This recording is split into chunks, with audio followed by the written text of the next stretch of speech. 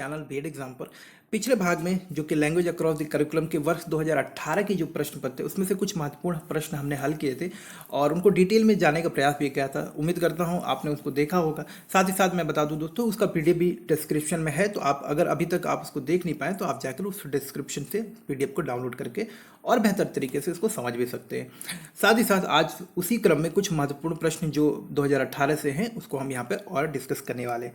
तो आज जो पहला प्रश्न है उसे हम ले लेते हैं, लेकिन दोस्तों उससे पहले आप सबसे रिक्वेस्ट है कि अभी क्या करें कि आप व्यूज़ तो आ रहे हैं, आप देख भी रहे हैं, लेकिन लोग चैनल को सब्सक्राइब नहीं करें।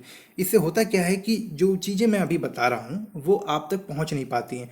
तो अगर आप चैनल पर सब्सक्राइब करते हैं, चैनल को सब्सक्राइब करते हैं, तो नोटिफिकेशन बेल भी प्रेस किया करें, जिससे कि आपको जब भी ये कंटेंट मैं आपको देता हूँ, यानी कि जो नीचे आपका बेल आइकन होता है उसे प्रेस करना ना भूलें, ताकि इंपॉर्टेंट वीडियो जब भी अपलोड करूँ उनका नोटिफिकेशन आपको मिले। और साथ ही साथ छोटी सी रिक्वेस्ट है, जो भी वीडियो अच्छा लगे तो थोड़ा लाइक और शेयर भी कर दिया करें। चलिए वीडियो को स्टार्ट कर लेते हैं।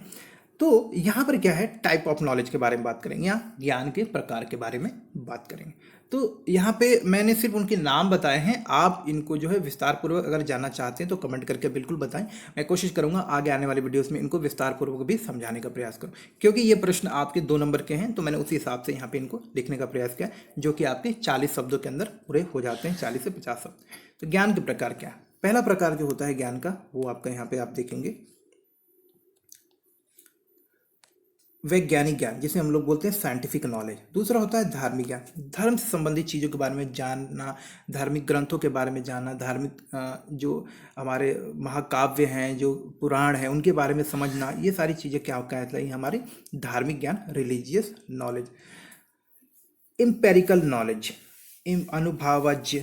अनुभवज्ञ ज्ञान। ठीक है, हिंदी थोड़ा मेरा वीक हो जाता है दोस्तों, माफ़ करिएगा इसके लिए। सहज ज्ञान, इंस्टीट्यूटिव नॉलेज, यानी कि बोलते हैं सहज ज्ञान, जो हमें साधारण रूप से बिना किसी अधिक परिश्रम के जो ज्ञान हमें आसपास से मिल जाता है उसे हम लोग सहज ज्ञान बोलते हैं। दार्शनिक ज्ञान, फिलोसॉफिकल नॉलेज, जैसे कि बोलता है ना कि ईश्वर क्या है, हमारे जीवन का क्या उद्देश्य है, धरती पर मनुष्य क्यों आया है, इस तरह के जो प्रश्न होते हैं, फिलोसफिकल व्यूज जो होते हैं, उससे संबंधित जब हम ज्ञान अर्जित करते हैं इसे हम लोग बोलते हैं दार्शनिक ज्ञान। तार्किक ज्ञान, जो कि शिक्षा के क्षेत्र में बहुत ही महत्वपूर्ण होता है। लॉजिकल थिंकिंग, यानी कि लॉजिकल नॉलेज। तो लॉजिकल नॉलेज, तार्किक ज्ञान, मतलब हर एक चीज़ के पीछे जो भी हम लोग ज्ञान लेते हैं उसको पहले तर्क करते हैं, उसके बारे में समझते हैं, उसको हर एक दृष्टिकोण से देखते हैं कि इसमें क्या सही है, क्या गलत है, इसके अलग अलग पक्षों से इसके क्या लाभ हो सकते हैं, ये किस प्रकार से काम करता है। हर एक चीज़ जब समझने के बाद उसके ऊपर तर्क करते हैं, उसके बाद जो हम एक निष्कर्ष निकाल के जो ज्ञान ग्रहण करते हैं उसे हम लोग बोलते हैं लॉजिकल नॉलेज या तार्किक ज्ञान। इसके बाद बहुत ही महत्वपूर्ण है मैथमेटिकल नॉलेज, जिसे हम लोग बोलते हैं गणितीय ज्ञान, यानी कि गणित से संबंधित जो हमारे ज्ञान होता है उसे हम लोग गणितीय ज्ञान बोलते हैं। सिमेंटिक ज्ञान, शब्दार्थ नॉलेज, जो कि भाषा को सीखने में अत्यधिक महत्वपूर्ण होता है। शब्दार्थ ज्ञान, शब्दार्थ ज्ञान के द्वारा ही हम किसी भी भाषा को सीख पाते हैं, किसी भाषा में हम लोग बातचीत कर पाते हैं, अपने विचारों को व्यक्त कर पाते हैं। इसके बाद होता है इंटरप्रिटेशन नॉलेज, यानी कि ज्ञान की व्याख्या, यानी कि जो चीज़ें हमारे मतलब एक ऐसा ज्ञान, मतलब ये हमारी तरफ से ज्ञान मतलब बोलिए एक कौशल होता है एक्चुअली, जिसके माध्यम से हम क्या करते हैं, जो चीज़ें हम समझ रहे हैं उसको हम अपने शब्दों में व्यक्त कर पाते हैं, उसको हम उस तरह से समझ पाते हैं जैसा कि दिखाया गया। कई बार क्या चीज़ें होती हैं जो सामने होती हैं वो उसका मीनिंग कुछ और होता है, तो वो क्या अलग मीनिंग है उसको समझने की जो हमारी क्षमता है, वो ज्ञान है, वो हमारे अंदर आ जाता है। इसे हम लोग बोलते हैं इंटरप्रिटेशन नॉलेज या फिर ज्ञान की व्याख्या का ज्ञान। तप ज्ञान,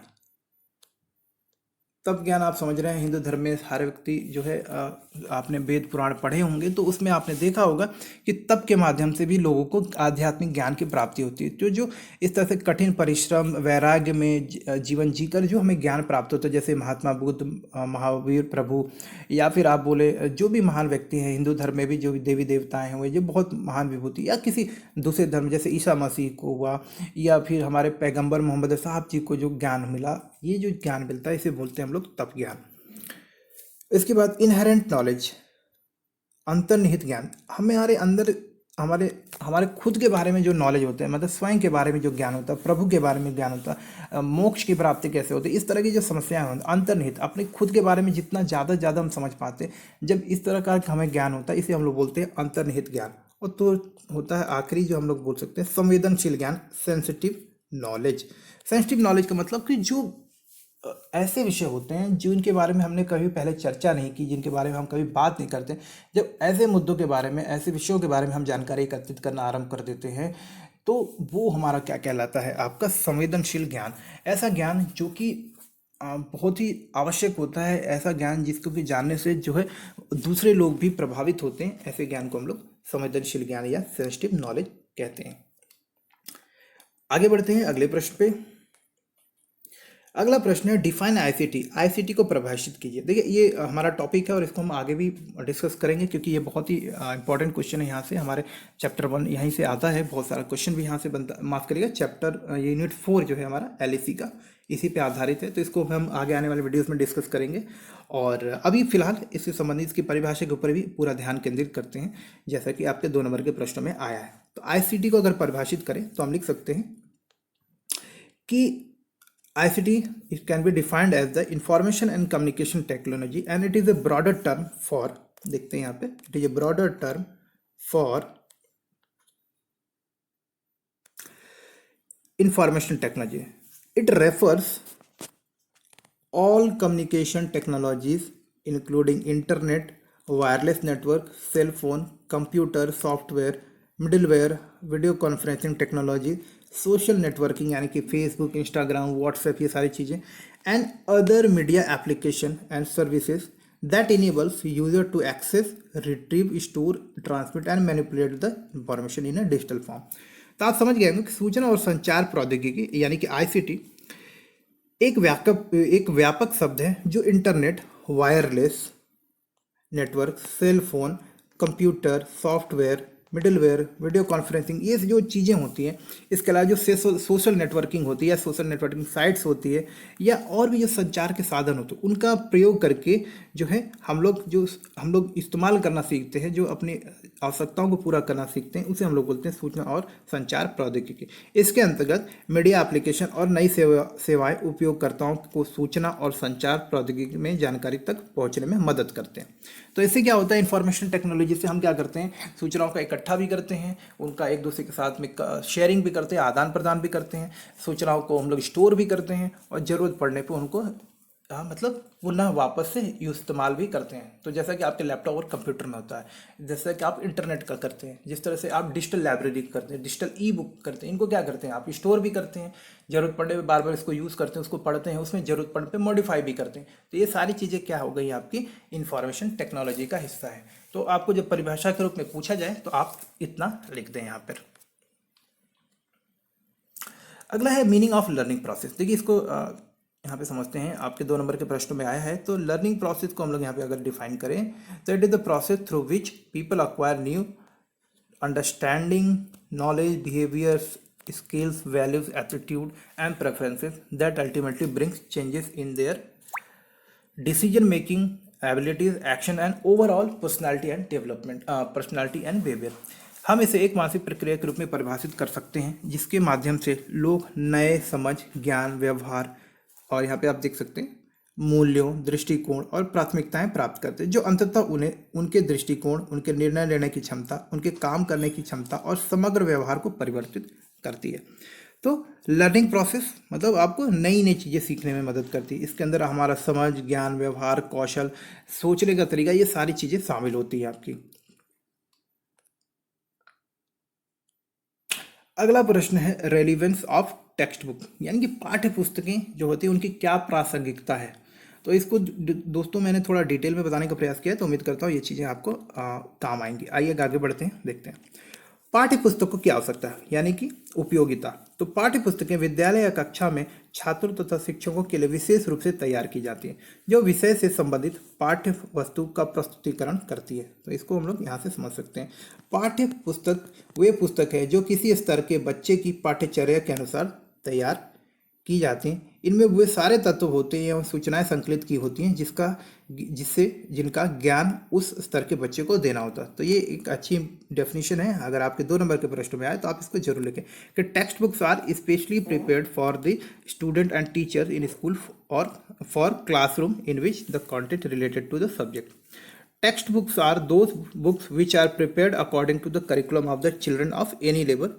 इन this those elements and information are collected whose knowledge is to be given to the children. तो आप समझ गए कि पाठ्य पुस्तक क्या होता है, कि अगर हम लोग हर एक किताब को पाठ्य पुस्तक तो नहीं कह सकते, कि आप पाठ्य पुस्तक उसी पुस्तक को कह सकते हैं जो किसी एक पाठ्यक्रम के अनुसार आपका डिज़ाइन किया होता है, बनाया होता है। उस पाठ्य पुस्तक को पढ़ने के बाद उस बच्चे को जो जिस भी क्लासरूम में है, जिस भी वर्ग पे है, उस स्तर तक बच्चे को जो जानकारी मिलनी चाहिए वो उस पाठ्य पुस्तक में होती है।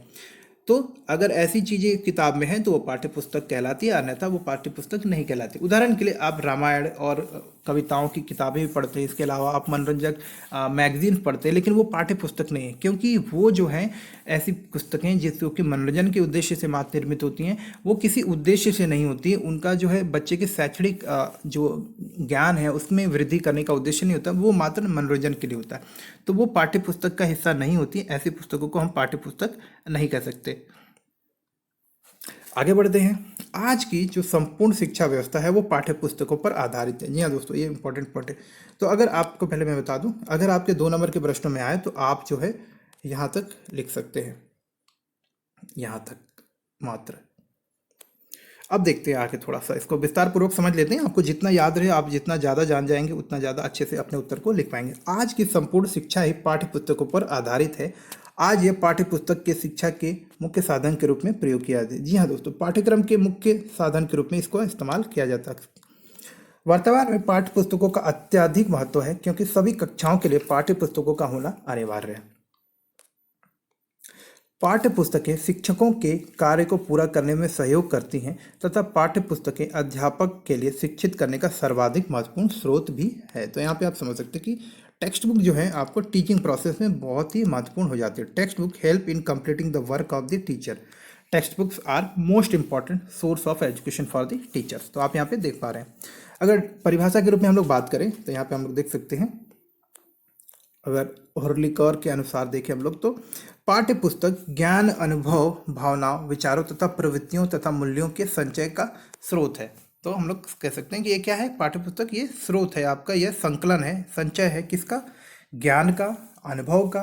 अनुभव किनका, जो शिक्षकों ने या जो विषय के जानकारों को अनुभव हुआ है उस विषय वस्तु के बारे में, और इमोशंस के बारे में भी जो लोग महसूस कर पाए हैं इस विषय को पढ़ते हुए, तथा जो उसके प्रति जो लोगों का विचार निर्मित हुआ उन सारी चीज़ों के बारे में।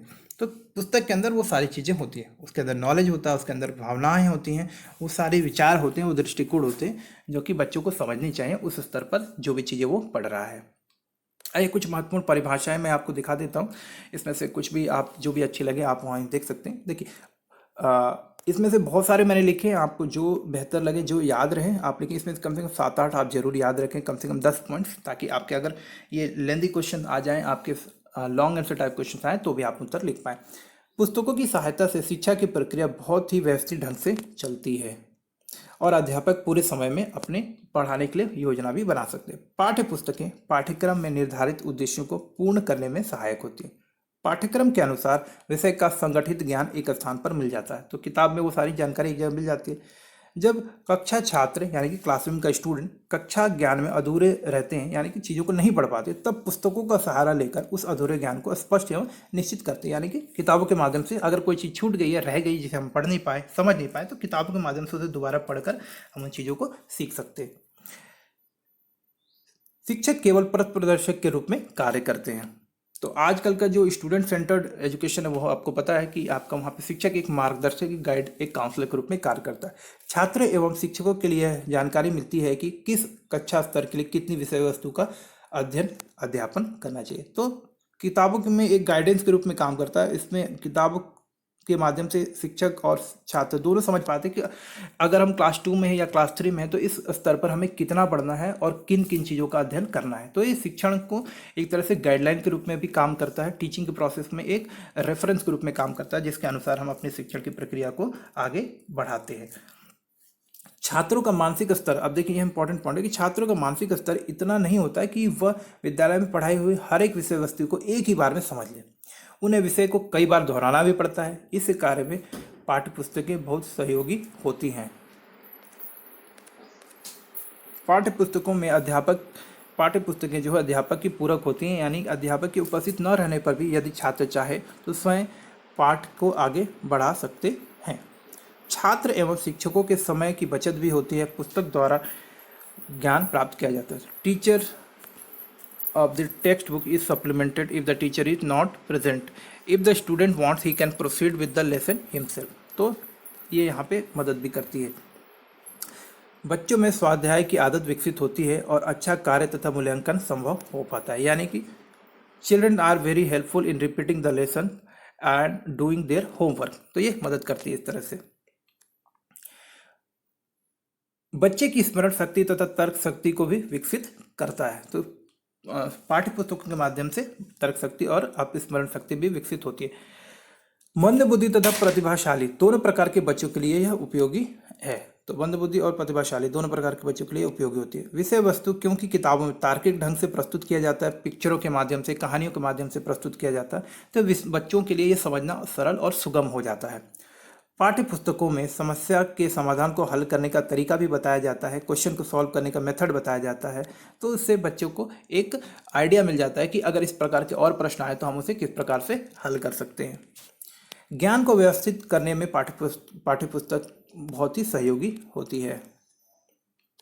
अध्यापन अध्ययन की एकरूपता आती है, यानी कि जो टीचिंग का प्रोसेस होता है और जो लर्निंग का प्रोसेस है, ये दोनों एक साथ चल पाते हैं किताबों के माध्यम से। टीचर जो टॉपिक पढ़ा रहा होता है, बच्चा उसको देख रहा होता है, उसको रिवीजन कर रहा होता है, तो उस एक लेवल में एक आप बोल सकते हैं ना, एक सामंजस्य बैठ पाता है शिक्षण और छात्र के बीच में।